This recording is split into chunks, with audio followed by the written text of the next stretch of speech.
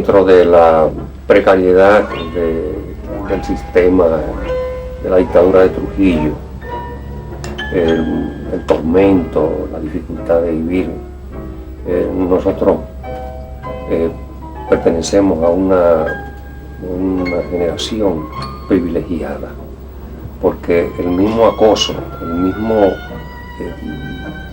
espanto, el mismo cuidado que teníamos que tener cuando hablábamos, estaba balanceado por la expresión con la pintura, con la plástica, con la poesía. Grupos que tuvimos el privilegio de tener maestros que eran ejemplos de la lucha por la libertad, la lucha por la creación, la lucha por la independencia, compuesto por esos emigrantes españoles, esos judíos que venían huyendo de la represión nazifascista. Nosotros bebimos una savia nutricia. No es necesario realizar un gran despliegue analítico para arribar a la noción de que Silvano Lora ha construido una gran parte de su obra alrededor de las coyunturas.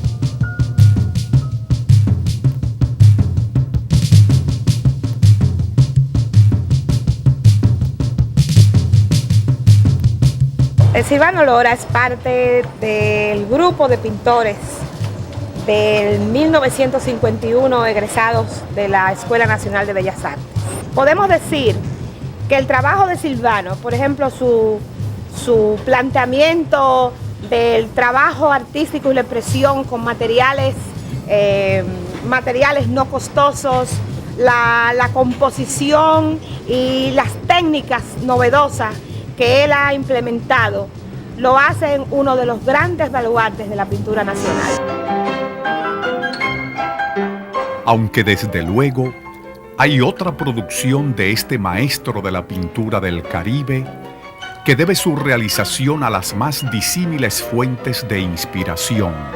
Lector incansable de las coyunturas, Lora podría aparecer para muchos cronistas del fenómeno estético caribeño como un aprovechador de los momentos e inclusive como un productor cíclico carente de un continuum o discurso concatenador.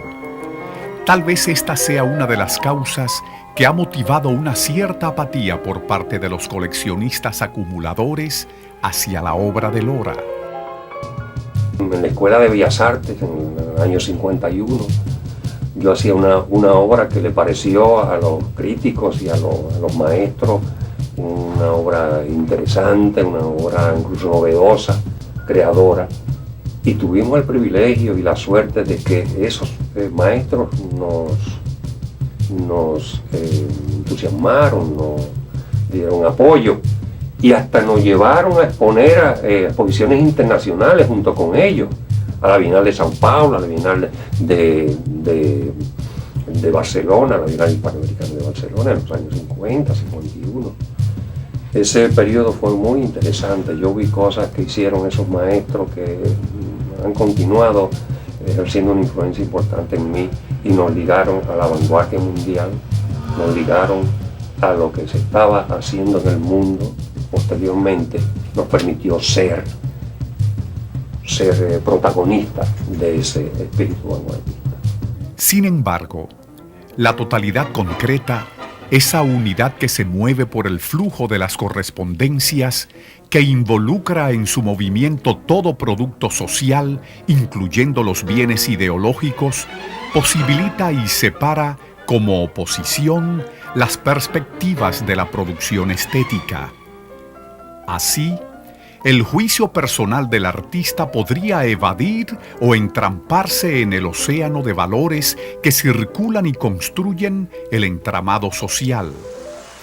Distinguir o leer la correspondencia, lo que de ella tiene valor estético o trascendencia, podría establecerse como una inserción en la coyuntura si el productor evade la responsabilidad de oponer su percepción de la verdad a la realidad circundante. si analizando los valores y sus variables se empantana en el juego isotópico de las categorías estéticas. Pero si el artista, tal como ha hecho Praxis Lora, ejerce una militancia que lo involucra en la oposición a un determinado establecimiento socioeconómico, entonces la inserción desemboca en un proceso de modificación, nunca en aprovechamiento o trepaduría. La obra de Silvano Lora, dentro del contexto del Caribe, en mi opinión, como latinoamericana, como caribeña, se inscribe dentro de un paréntesis de lo contemporáneo que hace referencia permanente a nuestra historia y a nuestra identidad cultural. Silvano Lora hace memoria, pero no solamente usando en sus obras la cita y el referente, lo histórico. ¿Qué somos? Silvano Lora es un comentario permanente, la obra de Silvano es un comentario a partir de nuestra realidad y tomando como referente, por supuesto, nuestra historia. La historia del Caribe, todos sabemos, es una historia compleja, es una historia dolorosa, es una historia de búsquedas, de esclarecimientos, de determinaciones. Nuestro Caribe es un Caribe que se conceptualiza y que se revisa permanentemente. Silvano es un comentarista no solamente de la naturaleza del arte mismo. En toda su obra performativa hay una intención constante de una reflexión acerca de la naturaleza misma del acto creativo. Pero la obra de Silvano es, ante todo, dentro de la estética caribeña, de lo que los críticos llaman la estética de lo marginal, que es inherente además a la axiología del arte caribeño, a nuestro sistema de valores. Silvano intenta, pienso yo, todo el tiempo extraer aquellos fragmentos de realidad, como ya yo pienso que han dicho muchas veces los críticos sobre su obra, y de esos fragmentos de realidad, lo objetual.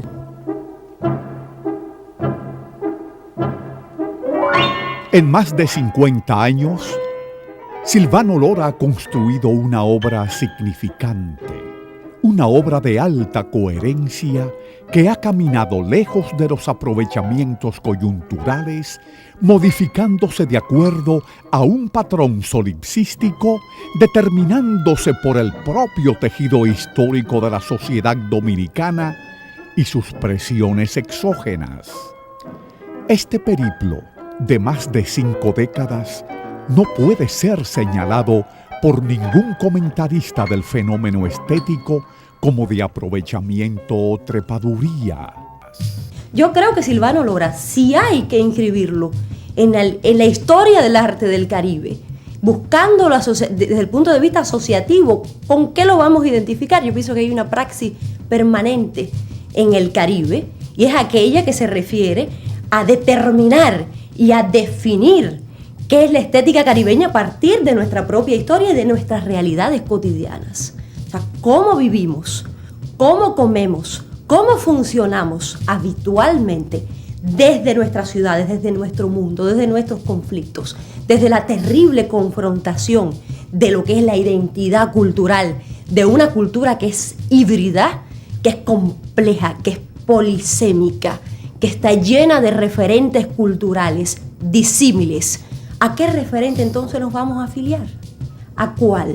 Yo creo que el comentario de Silvano va incluso mucho más allá de determinar referentes culturales. Yo creo que es un artista muy convencido de nuestra naturaleza híbrida y de que realmente somos otra cosa, un otro sujeto. Cree en la alteridad y cree en la alteridad desde el presente. O sea, creo que hay una carga simbólica del presente en la obra de Silvano Lora. Silvano Lora es un hombre que se piensa y que se revisa continuamente en el diario vivir. Entre un dibujo o acuarela del 1951 y los collages o ensamblajes de metal de Lora, como los de madera y plástico de hoy, se aposenta en el objeto una preocupación, un dolor, un grito alto en oposición con una luz, con un destello, con una esperanza. Desde mi generación, yo veo a Silvano Lora como un artista cuyo compromiso trasciende su propio tiempo y la historia del Caribe. En su obra, Silvano hace suyo el compromiso de transmitir un arte de dimensiones universales. En más de 50 años, Lora ha evolucionado en el uso de las materias, tinta, sanguina, acuarela, superposiciones matéricas, óleo, cera, madera, acrílica, plástico, metales e instrumentos para su producción, y sin embargo, como una constante, como una tormenta, como un pertinaz leitmotiv, también Lora ha evolucionado su interpretación de la historia. Se podría juzgar si el contenido estético ha sido conseguido, si los presupuestos acometidos se han logrado, porque ¿cómo separar al productor de bienes culturales de sus tendencias y confrontaciones? Artistas como jóvenes, estudiantes, allí, Luigi Martínez, Noemí Mella, que murió, falleció, mismo Fernando Peña de Filló, Oscar de la Renta era de ese grupo nuestro de la Escuela de Bellas Artes, estaba Elillo Pichardo, Antonio Toribio, Ada Balcácer.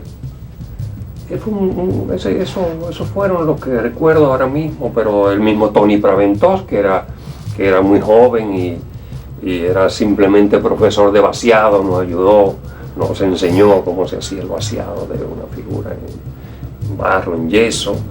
En el patio de esa escuela, allí conocimos a Jaime Colson, que venía de Europa, y junto con otros compañeros él nos integró en un teatro de títeres, nos enseñó a hacer títeres, porque él venía con toda la experiencia de México, de La Habana, de la pintura, el arte de la Revolución Mexicana, y tenía un sentido, una claridad en la función del arte, una claridad en cuanto a que el arte debía ir a las masas, debía ir al pueblo.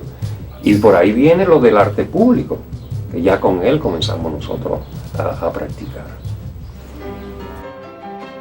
En su interpretación de la historia en la producción mimética, el proceso cognoscitivo se estructura a través de intercambios referenciales, de viejos y nuevos discursos, en fin, de las correspondencias específicas, de la totalidad concreta. Lora explicita su construcción del objeto estético atendiendo al reclamo del ritmo social y correspondiéndose con lo trascendente, no como especulación metafísica, aunque el estudioso podría hacer un alto en este escalón, sino como una búsqueda a priori de lo que devendría en figuración. Así, no fue la poética del movimiento Arte y Liberación y también sus objetos pictóricos la más alta memoria estética del período que siguió a la muerte de Trujillo.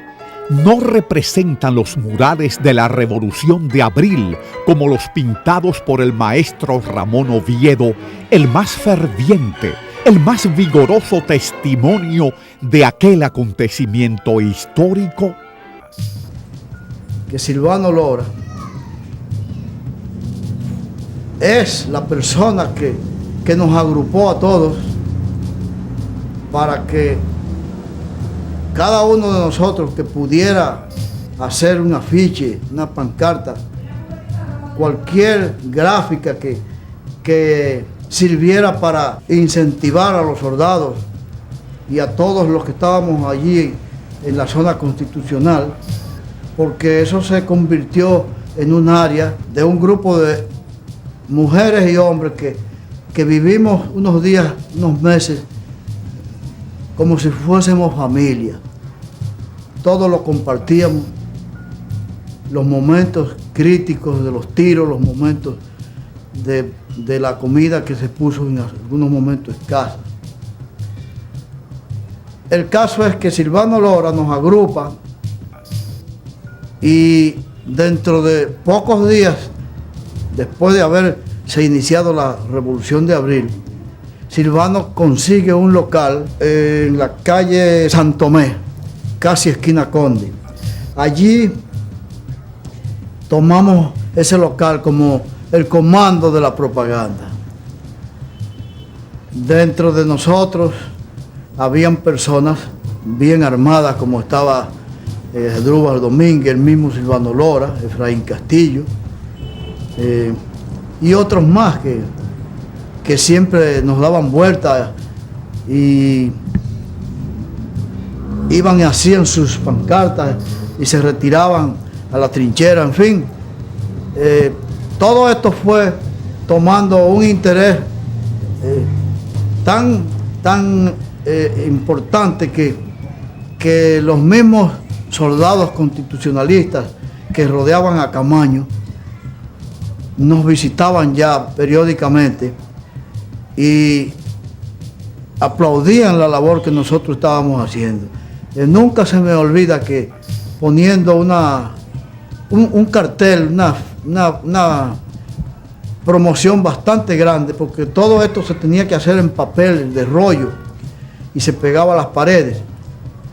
Pegando uno de esos dibujos que yo había hecho de un soldado con un caído en los brazos y levantando el fusil como en posición de conminar a los demás a que continuaran la lucha. Aún como capitán del enfrentamiento al invasor norteamericano con el objeto estético, Lora logra una construcción en que, sin desembocar en el realismo socialista, se acerca a Guttuso.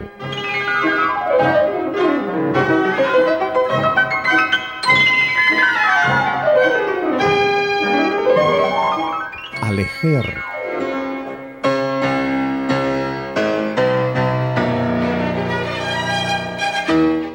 A Gromer.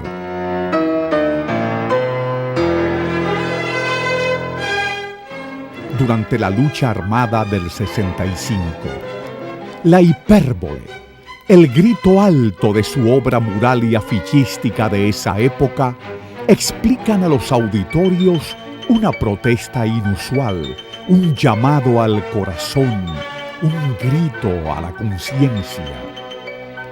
Porque nunca antes en la República Dominicana la práctica y la teoría del arte se habían saludado como en aquel momento. La coyuntura de abril, como antes lo fue la del 61-62, abría a Lora la posibilidad de una praxis, de una actividad subjetiva en que niveles y categorías se sintetizaban alrededor del grito. Yo recuerdo que un compañero nuestro de origen español, Ubago, inició un mural en la Escuela de Bellas Artes y en la segunda fase, la segunda alegoría, fue suspendido porque era un mural donde se representaba un guerrero caído, una espada rota, es decir, era una expresión de protesta y de lucha y de la caída de una tiranía. Pero en ese ámbito también yo personalmente osé pintar una serie de cuadros y hacer una exposición con cuadros, por ejemplo, alusivo a un eslogan de Trujillo: seguiré a caballo, porque este era un cuadro que representaba un jinete cayendo, derribado por su montura, y a lo lejos se veían personajes, masas de gente huyendo y hojas que caían de los árboles. Las hojas dieron el tema, o me permitieron poner el título para un poco ocultar. El cuadro se llamaba Ese otoño, que tenía un subtítulo que decía En que caen las hojas y los hombres. Eso fue escandaloso, peligroso.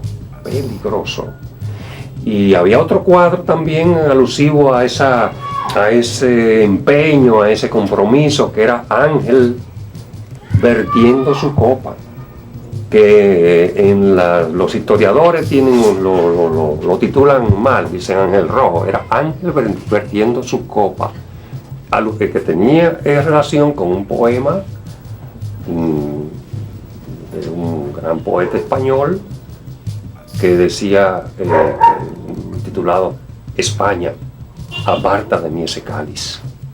Y entonces estas protestas, pues con algunos contactos que ya yo hacía, la visita que hicimos a Manolo Pascual cuando él fue rayado de la escuela y fue expulsado del país, entonces me condujo a ver cultivar, amasar la esperanza de poder escapar del país. Todo aquel que se detenga a observar una producción de Silvano Lora durante la Revolución de Abril podrá leer espacios en que los significantes multiplican el sentido del objeto.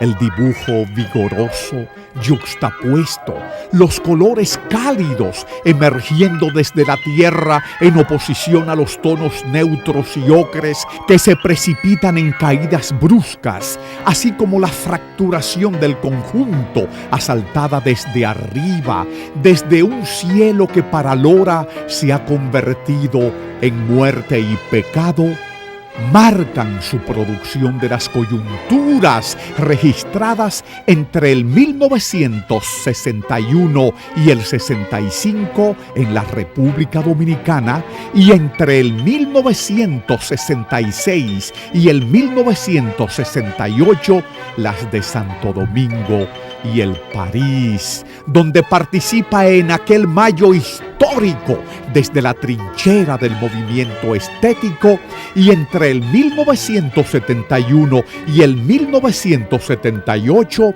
en los momentos estelares de la historia panameña.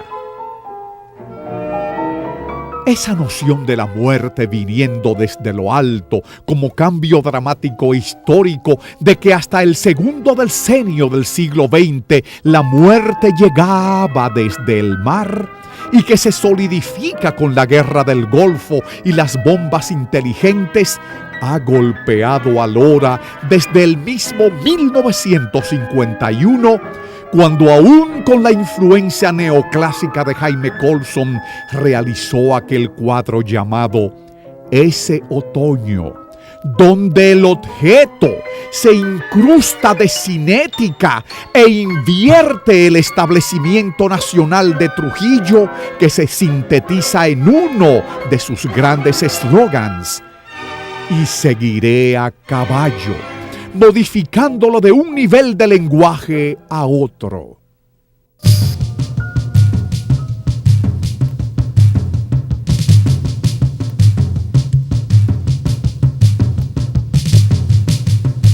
En Silvano Lora es tan trascendental el discurso social como lo es en sí el aporte estético. El hecho estético tiene igual preponderancia que el discurso social. No es una cuestión, nada prevalece, nada es más importante que lo otro, es una buena balanza. Por eso no se puede simplificar el discurso cuando se habla de la obra de Silvano. Hay que pensar siempre en esa hermosa balanza que hay entre los elementos plásticos, entre esa recopilación de iconografías, esa recopilación de elementos y la propuesta, el discurso, el mismo planteamiento social de este artista. Lo más interesante de todo esto es que su obra va a discurrir entre diversos planteamientos, que puede ser simplificado desde el punto de vista de lo social, pero diversos planteamientos que van desde la misma explotación del hombre, la misma trata de hombres y mujeres, la injusticia en general, sin tener distinción de cuál sea esta, la intolerancia y toda una serie de elementos que han sido esenciales en todo su discurso estético. Y lo interesante de esto es cómo ha sido trabajado, la forma diversa en que ha sido trabajado y la forma hermosa en que ha sido trabajado todo este tipo de planteamientos. La obra de Silvano Lora, entonces, debe ser estudiada desde una óptica desnuda de prejuicios. La investigación de cada momento, de cada deslizamiento ideológico, de cada paso transsocial, de cada objeto construido por el encargo de una mortificación, de un acto de connotación sociológica, no puede ser evaluado como un ítem aislado, sino como parte de un todo, de una continuidad cuyos descansos aparentes no son más que preparativos para la continuación de un discurso único y coherente, de un continuum que arrancó allá en 1951 y que aún permanece desarrollándose y activándose en un escenario de altas y bajas y cuyo proyecto esencial solo terminará cuando se vislumbre su utopía en la felicidad concreta del hombre.